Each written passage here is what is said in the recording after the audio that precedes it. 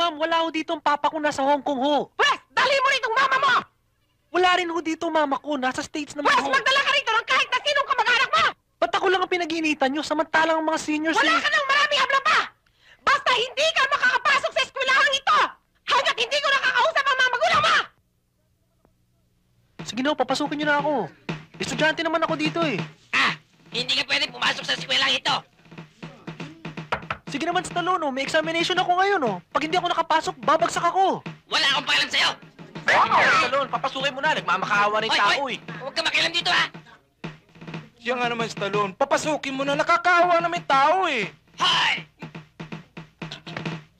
Huwag ka makialam dito. Dahil janitor ka lang.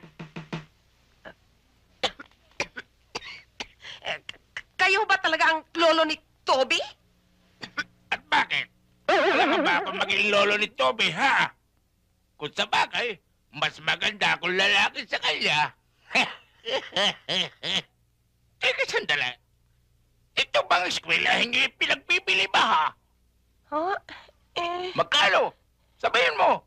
Magpapagawa ako ng chiki ora mismo insigida. Hindi ho pinagbibili itong eskwelahan namin. Kung ganun pala dapat pala ako magpagawa ng panibagong eskwelahan para dito sa kaisa-isa kong heredero. Toby, yung bang University of the Philippines pinagbibili ba, ha? Ewan ko eh. Kung sakali mabili ko yung University of the Philippines, pwede bang principal ang bruhang ito ron, ha? Aba, pwede ho. Hindi ba napakasungit ng bruheldang ito? Aba, hindi ho. Ganun lang ho talaga ang nagme-menopause. I beg your pardon! Anong pardon? Isang tanong, isang sagot. Pababalikin mo ba ang apo ko? Hindi. At kung hindi, bibiliin ko ang eskwela na ito at kung ito'y mabili ko ito, sisipahin kita. Huwag naman ho. Don Tobias. Pues, halikan mo ang kamay ng apo ko para hindi kita ipasipa. Sobra naman yata yan, Don Tobias!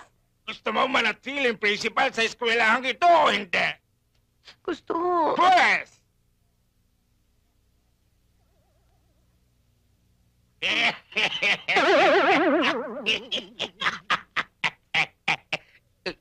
Uy.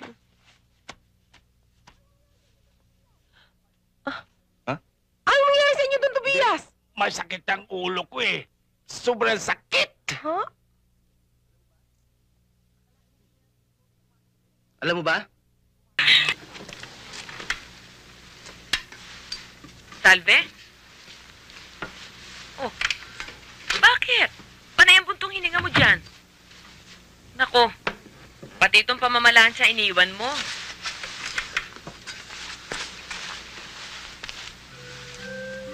Oh, may problema ka ba? Wala naman, ate. Naiisip ko lang, pag nag-asawa ka na tulad ng gusto ng lolo, paano ko? Nako, ano ibig mo sabihin paano ka? Biro mo naman, ate, magmula pagkabata, magkasama na tayo lagi. Magkatabi tayo sa pagtulog, magkasama tayo sa pagkain. Aba, halos hindi na nga tayo nagkakahiwalay, ah. Pagkatapos bigla kang mag-aasawa, iiwan mo na ako. Nako. Itong kapatid ko naman, para mag-aasawa lang ako eh. Nagdrama ka na dyan. Wala namang magbabago sa atin eh. Di ang ibig mong sabihin, magkatabi pa rin tayo sa higaan? Yun. Magbabago yun. Ay, oo nga, no? Alam mo, ganito yan. Lahat tayo, darating sa buhay natin na mag-aasawa. At ipagpalagay mo, halimbawa, ikaw ang unang mag-aasawa, iwanan mo ako. Ang ibig mong sabihin, iiyak din ako. Gusto mo ba yun? Alam mo, ate, mabuti pa kaya, wag na lang tayo mag-asawa. Para hindi na tayo magkakahiwalay, di ba? Kung hindi naman tayo mag-aasawa, di tatanda tayong dalaga. Anong gagawin natin? Magtitinginan tayo sa isa't isa. Ugod-ugod, tatango-tango. Magdadasal tayo araw-araw. Tayong dalawa na lang. Oo nga, no? Wag na. Di bali na yun. Wag na, ayoko na yun. Basta itong ilagay mo sa isip mo. Kahit magkaasawa pa tayong pareho, magkaroon ka ng sarili mong pamilya at magkaroon ako ng sarili kong pamilya, kahit ano pang mangyari sa ating dalawa, magkapatid pa rin tayo. At mahal na mahal kita. Oo? Oo. Talaga? Cross my heart. Mm. Sige na nga, payag na ako. Hindi na ako magdaramdam. Sige na, sawa ko na. Please. Sawa ko na dun. Tanaman. Sawa ko na. Ayoko ko na. Oh. Sawa ko na. Bilis. Alis. Tatampo ka eh. Oh, talaga totoo. Sawa na. Bilis. Ayoko mag-asawa kung ayaw mo. Magsawa ka na, payag na ako. Yan ang uno. Hi! Archie! Bilisan mo dyan, baka dumating na si Salagubang. Ayos na ba? Hakone! Okay na yan. Calm down. Okay.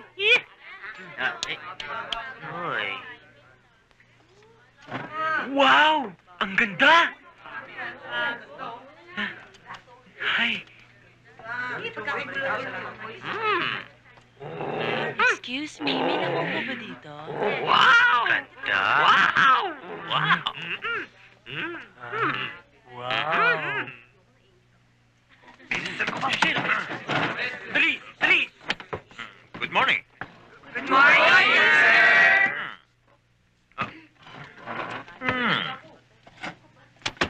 Remove this. Thank you. Right now? Sige. Press mo na.